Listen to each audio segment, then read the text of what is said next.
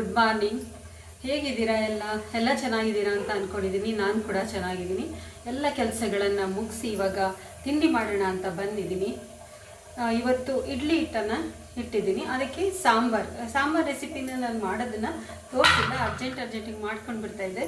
ಅದಕ್ಕೆ ಇವತ್ತು ಇಡ್ಲಿ ಸಾಂಬಾರನ್ನು ನಾನು ಯಾವ ರೀತಿ ಮಾಡ್ತೀನಿ ಪೌಡರ್ನೆಲ್ಲ ಹುರ್ಕೊಂಡು ಅಂತೇಳಿ ನಾನು ತೋರಿಸ್ತೀನಿ. ಬನ್ನಿ.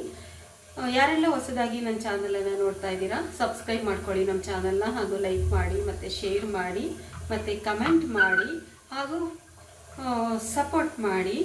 ನಿಮಗೇನಾದರೂ ಹೊಸ ವೀಡಿಯೋಸ್ಗಳು ಬೇರೆ ರೀತಿ ಬೇಕಂತ ಅನಿಸಿದ್ರೆ ಕಮೆಂಟಲ್ಲಿ ಹಾಕಿ, ಅದು ಕೂಡ ನಾನು ಮಾಡುವಂತಹ ಒಂದು ಪ್ರಯತ್ನವನ್ನು ಮಾಡ್ತೀನಿ. ಬನ್ನಿ ಹೇಗೆ ಮಾಡೋದು ಅಂತೇಳಿ ತೋರಿಸ್ತೀನಿ. ಇವಾಗ ನಾನಿಲ್ಲಿ ಕುಕ್ಕರ್ಗೆ ಅರ್ಧ ಗ್ಲಾಸಷ್ಟು ಬೇಳೆನ ಹಾಕ್ಕೊಳ್ತಾ ಇದ್ದೀನಿ. ಅದನ್ನು ಚೆನ್ನಾಗಿ ತೊಳ್ಕೊಂಡು ಬೇಯಿಸಿಟ್ಕೊಳ್ಳೋಣ ಫಸ್ಟು ಬೇಳೆನ. ನೋಡಿ, ಇವಾಗ ಇಡ್ಲಿ ಸಾಂಬಾರು ಮಾಡೋದಕ್ಕೆ ನಾನು ಮಸಾಲೆಗಳನ್ನೆಲ್ಲ ಹುರ್ಕೊಳ್ಳೋಣ. ಇವಾಗ ಫ್ರೆಶ್ಶಾಗಿ ಅಲ್ಲಿ ಹುರಿದು ಅಲ್ಲಿ ಹಾಕಿ ಮಾಡಿದ್ರೆ ತುಂಬಾ ಚೆನ್ನಾಗಿರುತ್ತೆ. ಈಗ ಒಂದು ಬಾಣಲಿ ಇಟ್ಕೊಂಡಿದ್ದೀನಿ. ನೋಡಿ, 1.5 ಸ್ಪೂನಷ್ಟು ನಾನು ಧನಿಯಾ ಕಾಳನ್ನು ಹಾಕ್ಕೊಳ್ತಾ ಇದ್ದೀನಿ. ಧನಿಯಾ ಮತ್ತು ಮೆಂತ್ಯ ಇದೆರಡ್ರದ್ದು ಘಮ ಚೆನ್ನಾಗಿರಬೇಕು ಇಡ್ಲಿ ಸಾಂಬಾರಲ್ಲಿ. ಎಲ್ಲ ಸ್ವಲ್ಪ ಹುರ್ಕೊಳ್ಳೋಣ ಚೆನ್ನಾಗಿ. ಇದ್ರ ಜೊತೆಗೇ ಸೇರಿಸ್ಕೊಂಡೋದ್ರೆ ಚೆನ್ನಾಗೇ ಇರುತ್ತೆ. ಇದೇನು ಸಪ್ರೇಟಾಗಿ ತೆಗಿಬೇಕು ಅಂತ ಏನಿಲ್ಲ. ಇವಾಗ ಇದ್ರ ಜೊತೆಗೇ 1 ಸ್ಪೂನಷ್ಟು ನಾನು ಕಡಲೆಬೇಳೆನ ಹಾಕ್ಕೊಳ್ತೀನಿ.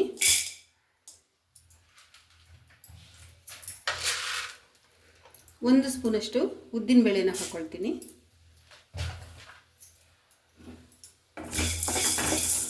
ಎಣ್ಣೆ ಬೇಕಾದರೂ ಹಾಕಿ ಹುರ್ಕೊಳ್ಬೋದು. ನಾನು ಎಣ್ಣೆ ಏನು ಹಾಕಕ್ಕೆ ಹೋಗಲ್ಲ, ಡ್ರೈ ರೋಸ್ಟೇ ಮಾಡ್ಕೊಳ್ತೀನಿ.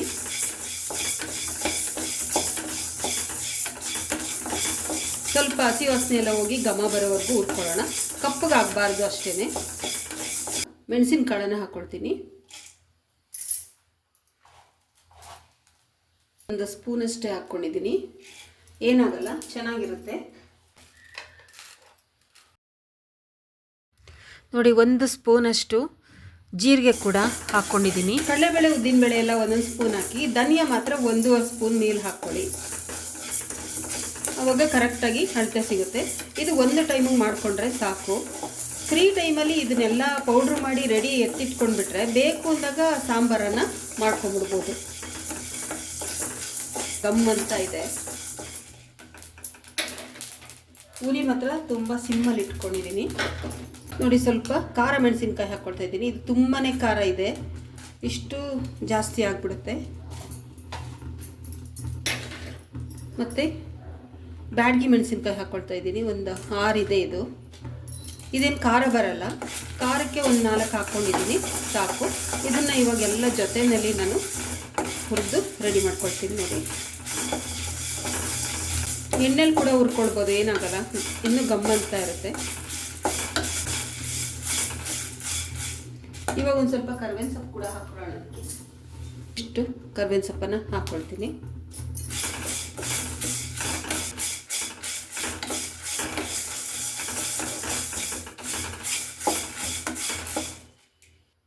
ನೋಡಿ, ಇವಾಗ ಕೊಬ್ಬರಿಯನ್ನು ತುರಿದಿಟ್ಕೊಂಡಿದ್ದೀನಿ. ಹಸಿಕಾಯಿ ಬೇಕಾದರೂ ಹಾಕ್ಕೊಳ್ಬೋದು.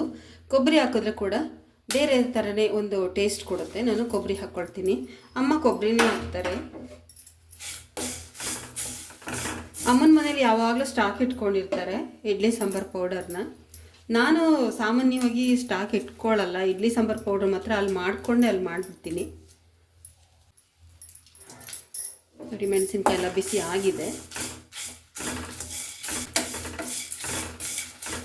ಸಾಕು. ಇವಾಗ ಸ್ಟವನ್ನು ಆಫ್ ಮಾಡ್ಕೊಳ್ತೀನಿ. ಇದೇ ಬಿಸಿಗೆ ಸ್ವಲ್ಪ ಹೊತ್ತಿರಲಿ. ಬೇಳೆ ಕೂಡ ಕೂಗಿ ಆಗಿದೆ. ಇದು ಮಿಕ್ಸಿ ಮಾಡ್ಕೊಂಡ್ಬಿಟ್ಟು ಯಾವ ತರಕಾರಿ ಇರುತ್ತೆ ನಿಮ್ಮ ಮನೇಲಿ ಅವ್ರು 1-2 ತರಕಾರಿಗಳನ್ನ ಹಾಕ್ಕೊಂಡು ಒಗ್ಗರಣೆ ಹಾಕ್ಕೊಂಡ್ಬಿಟ್ರೆ ಸಾಂಬಾರು ರೆಡಿ ಆಗುತ್ತೆ.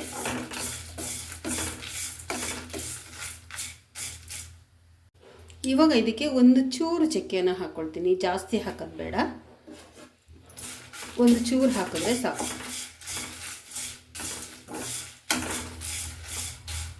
ನೋಡಿ, ಇವಾಗ ಎಲ್ಲನೂ ಮಿಕ್ಸಿ ಜಾರ್ಗೆ ಹಾಕ್ಕೊಂಡಿದ್ದೀನಿ ನಾನು. ಸ್ವಲ್ಪ ಹುಣಸೆಹಣ್ಣು ಕೂಡ ರಸ ಬೇಕಾದರೂ ತೆಗೆದು ಹಾಕ್ಕೊಳ್ಬೋದು, ಅಥವಾ ಇದನ್ನೇ ಬೇಕಾದರೂ ಹಾಕ್ಕೊಳ್ಬೋದು. ನಾನು ಇಷ್ಟು ಹುಣಸೆಹಣ್ಣನ್ನ ರಸ ಮಾಡ್ಕೊಳ್ತೀನಿ. ಈಗ ಇದನ್ನೆಲ್ಲ ಪೌಡ್ರ್ ಮಾಡ್ಕೊಳ್ಳೋಣ. ನೋಡಿ ಇಷ್ಟು ಪೌಡ್ರ್ ಮಾಡ್ಕೊಂಡಿದ್ದೀನಿ. ಇವಾಗ ಇದಕ್ಕೆ ನಾನು ಟೊಮೆಟೊ ಹಣ್ಣನ್ನು ಹಾಕ್ಕೊಳ್ತೀನಿ. ಈ ಪುಡಿ ಹೀಗೆ ಹಾಕಲ್ಲ, ಇದನ್ನು ಕೂಡ ಸ್ವಲ್ಪ ನೀರು ಹಾಕ್ಕೊಂಡು ನುಣ್ಣಗೆ ರುಬ್ಕೊಂಡ್ಬಿಡ್ತೀನಿ. ಆವಾಗ ತುಂಬ ಟೇಸ್ಟ್ ಬರುತ್ತೆ. ನೋಡಿ ಎಲ್ಲನೂ ರುಬ್ಕೊಂಡು ಬಂದಿದ್ದೀನಿ. ಟೊಮೆಟೊ ಮತ್ತು ಮಸಾಲೆ ಪೌಡರೆಲ್ಲ ಹುರ್ಕೊಂಡಿದ್ವಲ್ಲ, ಮೆಣಸಿನ್ಕಾಯಿ ಎಲ್ಲನೂ, ಅದನ್ನು ಕೂಡ ಎಲ್ಲ ಹಾಕಿ ಚೆನ್ನಾಗಿ ರುಬ್ಕೊಂಡ್ಬಿಟ್ಟಿದ್ದೀನಿ. ಈ ಥರ ರುಬ್ಕೊಂಡ್ರೆ ಸಾಂಬಾರು ತುಂಬ ಟೇಸ್ಟಾಗಿ ಬರುತ್ತೆ. ಇವಾಗ ಬನ್ನಿ ಒಂದು ಒಗ್ಗರಣೆ ಕೂಡ ಮಾಡ್ಕೊಳ್ಳೋಣ. 2 ಒಗ್ಗರಣೆ ಮಾಡ್ತೀನಿ. ಫಸ್ಟ್ ಒಂದು ತರಕಾರಿಗೊಂದು, ತರಕಾರಿ ಇಲ್ಲ ಅಂದರೂ ಮಾಡ್ಬೋದು. ಬನ್ನಿ ಫಸ್ಟ್ ಒಗ್ಗರಣೆ ಹಾಕ್ಕೊಳ್ಳೋಣ. ಇವಾಗ ಒಂದು ಸ್ವಲ್ಪ ಎಣ್ಣೆ ಹಾಕ್ಕೊಳ್ತೀನಿ. ನಾನು ಒಂದು 5 ಸ್ಪೂನಷ್ಟು ಎಣ್ಣೆ ಹಾಕ್ಕೊಂಡಿದ್ದೀನಿ. ನೋಡಿ ಸಾಸಿವೆ ಹಾಕ್ಕೊಳ್ತಾ ಇದ್ದೀನಿ, 1 ಸ್ಪೂನಷ್ಟು ಜೀರಿಗೆ,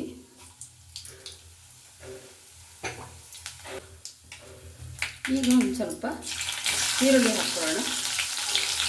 ಎಷ್ಟು ಬೇಕಷ್ಟು ಹಾಕ್ಕೊಳ್ಳಿ ಈರುಳ್ಳಿನ. ಒಂದು ಕಡ್ಲೆನೇ ಹಾಕಿದ್ದೀನಿ. ಸ್ವಲ್ಪ ಕರ್ಬೇವಿನ ಸೊಪ್ಪು ಕೂಡ ಹಾಕ್ಕೊಳ್ಳೋಣ.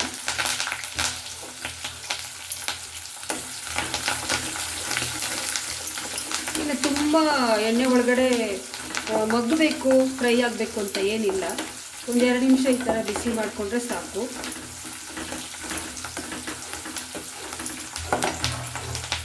ಇವಾಗ ಇದಕ್ಕೆ ನಾನು ಕ್ಯಾಪ್ಸಿಕಮ್ ಹಾಕ್ಕೊಳ್ತಾ ಇದ್ದೀನಿ. ಯಾವ ತರಕಾರಿ ಬೇಕಾದ್ರೂ ಹಾಕ್ಕೊಳ್ಳಿ, ತರಕಾರಿ ಇಲ್ಲದೇನೂ ಮಾಡ್ಕೋಬೋದು, ಏನಾಗಲ್ಲ.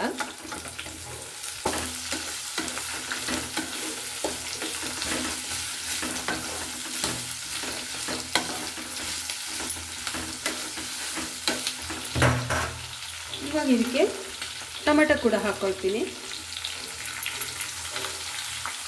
ಟೊಮೆಟೊ ಮಾತ್ರ ಈ ಥರ ಹೆಚ್ಚಿಬಿಟ್ಟೆ ಹಾಕಬೇಕು, ದೊಡ್ಡದಾಗಿ. ಆವಾಗ ಸಾಂಬಾರಲ್ಲಿ ಮಧ್ಯ ಮಧ್ಯ ಸಿಕ್ಕಿದ್ರೆ ತುಂಬಾ ಚೆನ್ನಾಗಿರುತ್ತೆ.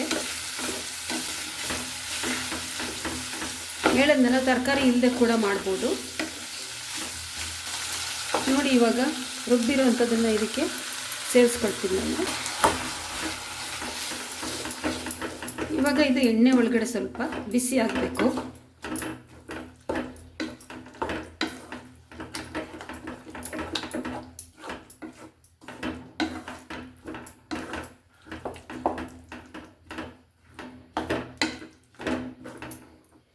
ಸ್ವಲ್ಪ ಉರಿ ಒಂದು ಸ್ವಲ್ಪ ಜಾಸ್ತಿ ಮಾಡ್ಕೊಳ್ತೀನಿ. ಇಷ್ಟೆಲ್ಲ ಬೇಯಬೇಕಲ್ಲ, ನೀರು ಹಾಕ್ಕೋಬಾರ್ದು. ಈ ಸಮಯದಲ್ಲಿ ನೀರನ್ನು ಹಾಕಬಾರ್ದು. ನೀರು ಹಾಕ್ದೇ ಎಣ್ಣೆ ಒಳಗಡೆ ಚೆನ್ನಾಗಿ ಇದು ಬಿಸಿ ಆದರೆ ಸಾಂಬಾರು ತುಂಬ ಟೇಸ್ಟಾಗುತ್ತೆ.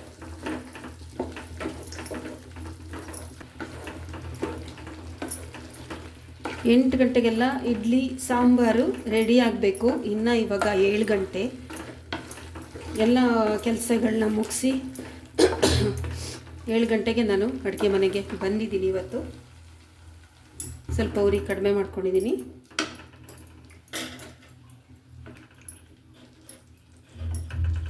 ಹುರಿದಿರೋದು ಸ್ವಲ್ಪ ಜಾಸ್ತಿನೇ ಆಗಿದೆ. ಸ್ವಲ್ಪ ಬೇಗನೆ ತೆಗೆದುಬಿಡಿ ಹುರಿಬೇಕಾದ್ರೆ ಮಸಾಲ ಪದಾರ್ಥಗಳನ್ನ. ನೋಡಿ ಇವಾಗ ನಾನು ಹುಣಸೆಹಣ್ಣು ರಸವನ್ನು ಹಾಕ್ಕೊಳ್ತಾ ಇದ್ದೀನಿ. ಎಷ್ಟು ಬೇಕಷ್ಟು ಹಾಕ್ಕೊಳ್ಳಿ. ತುಂಬ ಖಾರ ಇದೆ ಅಂತ ಅನಿಸಿದ್ರೆ ಸ್ವಲ್ಪ ಜಾಸ್ತಿ ಹಾಕ್ಕೊಳ್ಳಿ. ಹುಣಸೆಹಣ್ಣು ಹಾಕಿದ್ಮೇಲೆ ನಾವು ಇದಕ್ಕೆ ಬೆಲ್ಲ ಕೂಡ ಹಾಕ್ಕೊಳ್ಳೇಬೇಕು.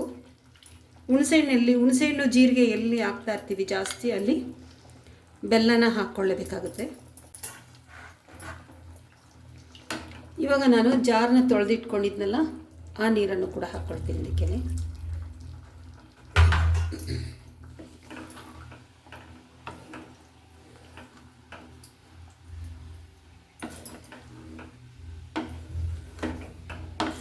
ಕಾಯಿಗಿಂತ ಕೊಬ್ಬರಿನೇ ಹಾಕಿದ್ರೇ ಚೆನ್ನಾಗಿರುತ್ತೆ. ಕಾಯಿ ಹಾಕಿದ್ರೆ ಬೇರೆ ಸಾಂಬಾರು ಥರ ಟೇಸ್ಟ್ ಆಗಿಬಿಡುತ್ತೆ. ಕೊಬ್ಬರಿ ಆದರೆ ತುಂಬಾ ರುಚಿ ಕೊಡುತ್ತೆ.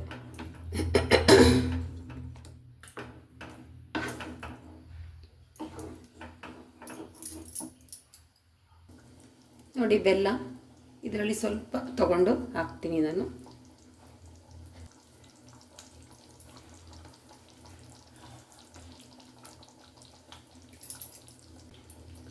ನೋಡಿ ಇಷ್ಟು ಹಾಕ್ಕೊಳ್ತಾ ಇದ್ದೀನಿ. ಇನ್ನೊಂದು ಸ್ವಲ್ಪ ಹಾಕಿದ್ದೀನಿ.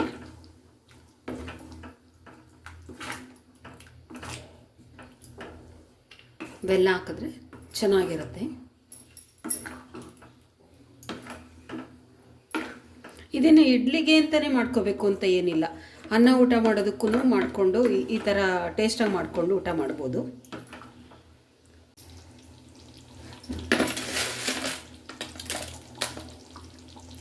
ನೋಡಿ, ಇಷ್ಟು ಉಪ್ಪನ್ನು ಹಾಕ್ಕೊಳ್ತೀನಿ, ಬೇಕಂದರೆ ಹಾಕ್ಕೊಳ್ಬೋದು.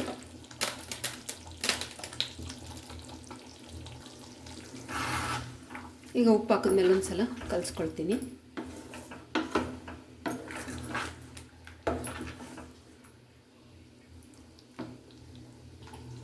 ನೋಡಿ, ಬೇಳೆ ಕೂಡ ಬೆಂದು ರೆಡಿಯಾಗಿದೆ. ಇವಾಗ ನಾನು ಇದಕ್ಕೆ ಈ ಖಾರವನ್ನು ಸೇರಿಸ್ಕೊಳ್ತೀನಿ.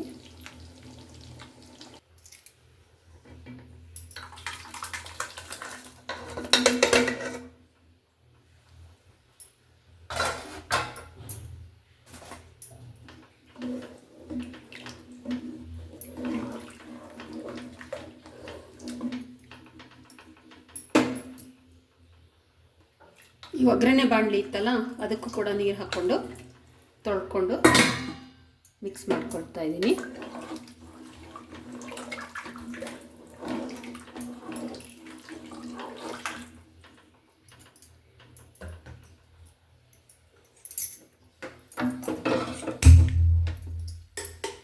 ಇವಾಗಲೂ ಸ್ವಲ್ಪ ಚೆನ್ನಾಗಿ ಕುದಿಬೇಕು. ಒಗ್ಗರಣೆ ಬೇಕಾದರೆ ಹಾಕ್ಕೊಳ್ಬೋದು, ಹಾಕ್ಕೊಳ್ದೆ ಇದ್ರೂ ನಡೆಯುತ್ತೆ.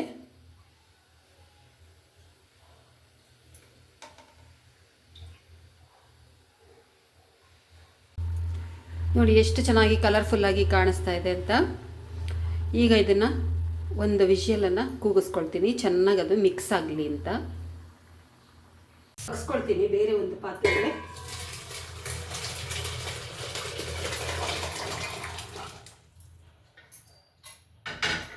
ಎಷ್ಟು ಗಮ್ಮಂತಾಯ್ತು ಅಂದರೆ ಮನೆಯೆಲ್ಲ ಫುಲ್ ಗಮ್ಮಂತ ಇದೆ. ನೋಡಿ ಎಷ್ಟು ಚೆನ್ನಾಗಾಗಿದೆ ಅಂತ, ಅಷ್ಟು ಚೆನ್ನಾಗಾಗಿದೆ, ಗಮ್ ಅಂತಿದೆ.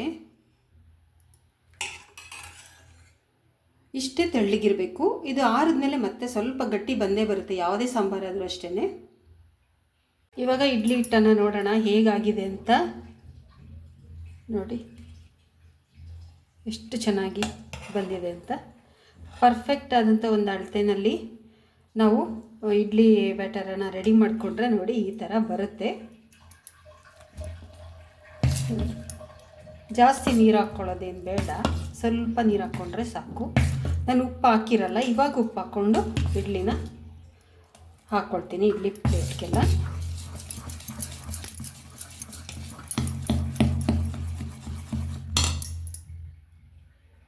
ಇಡ್ಲಿ ಮಾಡೋಕ್ಕೆ ನಾನು ಕುಕ್ಕರ್ ಇಟ್ಕೊಂಡಿದ್ದೀನಿ. ಈಗ ಪ್ಲೇಟ್ಗೆಲ್ಲ ಸ್ವಲ್ಪ ಎಣ್ಣೆನ ಹಚ್ಕೊಳ್ತೀನಿ.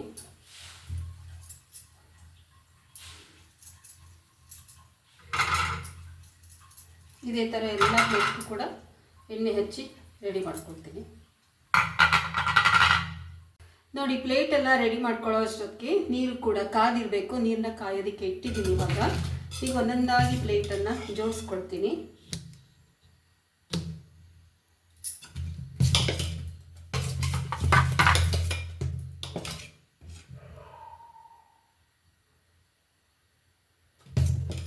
ಒಂದು ದಾರದಷ್ಟು ಬಿಟ್ಬಿಟ್ಟು ಹಾಕಬೇಕು, ಫುಲ್ ತುಂಬಿಸ್ಬಾರ್ದು.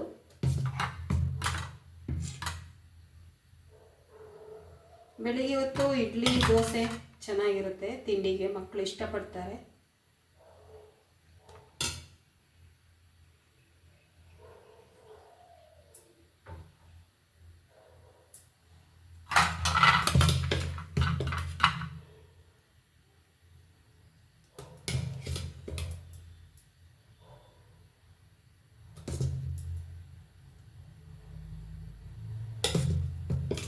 ಚಟ್ನಿ ಏನು ಮಾಡಿಲ್ಲ ನಾನು, ಸಾಂಬಾರೇ ಸಾಕು ಅಂತೇಳಿ.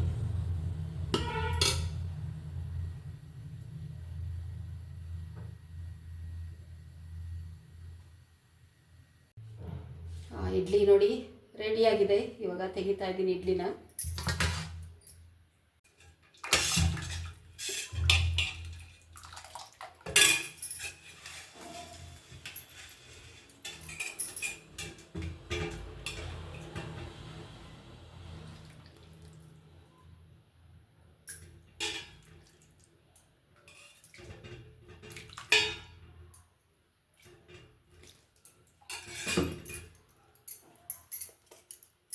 ನೋಡಿ ಇವಾಗ ಸ್ವಲ್ಪ ತುಪ್ಪನ ಹಾಕ್ಕೊಳ್ಳೋಣ. ಮಕ್ಕಳಿಗೆ ಕೊಡಬೇಕಾದ್ರೆ ತುಪ್ಪ ಹಾಕ್ಬಿಟ್ಟೆ ಕೊಡಿ, ತುಪ್ಪ ಇಲ್ಲದೆ ಕೊಡಬೇಡಿ.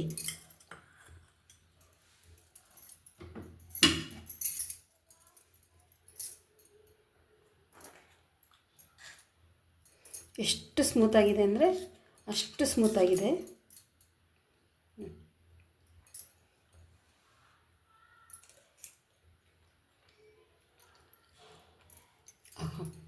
ಬಾಯಲ್ಲಿಟ್ಟರೆ ಕರಗೋಗ್ತಾ ಇದೆ, ಆ ಥರ ಇದೆ.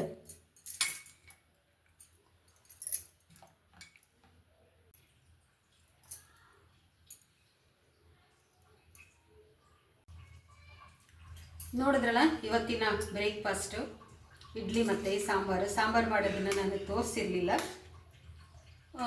ಇಡ್ಲಿ ಮಾಡೋದು ಮಾತ್ರ ತೋರಿಸ್ತಾ ಇದ್ದೆ. ಇವತ್ತು ಸಮಯ ಮಾಡಿಕೊಂಡು ಇಡ್ಲಿ ಸಾಂಬಾರನ್ನು ಮಾಡೋದು ಕೂಡ ತೋರಿಸಿದ್ದೀನಿ. ಈ ಸಾಂಬಾರು ರೆಸಿಪಿ ನಿಮಗೆಲ್ಲ ಇಷ್ಟ ಆಗಿದೆ ಅಂತ ತಿಳ್ಕೊಂಡಿದ್ದೀನಿ. ಇಡ್ಲಿ ಕೂಡ ಅಷ್ಟೇ ತುಂಬಾ ಸಾಫ್ಟ್ ಆಗಿದೆ, ಬಾಯಿನಲ್ಲಿಟ್ಟರೆ ಹಾಗೆ ಕರಗೋಗ್ಬಿಡುತ್ತೆ, ಆ ಥರ ಇದೆ ಇಡ್ಲಿ. ಇವತ್ತಿನ ರೆಸಿಪಿ ನಿಮಗೆಲ್ಲ ಇಷ್ಟ ಆಗಿದೆ ಅಂತ ತಿಳ್ಕೊಂಡಿದ್ದೀನಿ. ಇಷ್ಟ ಆದರೆ ಏನು ಮಾಡಬೇಕು, ಲೈಕ್ ಮಾಡಬೇಕು, ಶೇರ್ ಮಾಡಬೇಕು ಮತ್ತು ಕಮೆಂಟ್ ಮಾಡಬೇಕು. ಇಲ್ಲಿಯವರೆಗೂ ಈ ವಿಡಿಯೋನ ನೋಡಿದ್ದಕ್ಕೆ ತಮ್ಮೆಲ್ಲರಿಗೂ ಕೂಡ ತುಂಬ ಹೃದಯದ ಧನ್ಯವಾದಗಳು.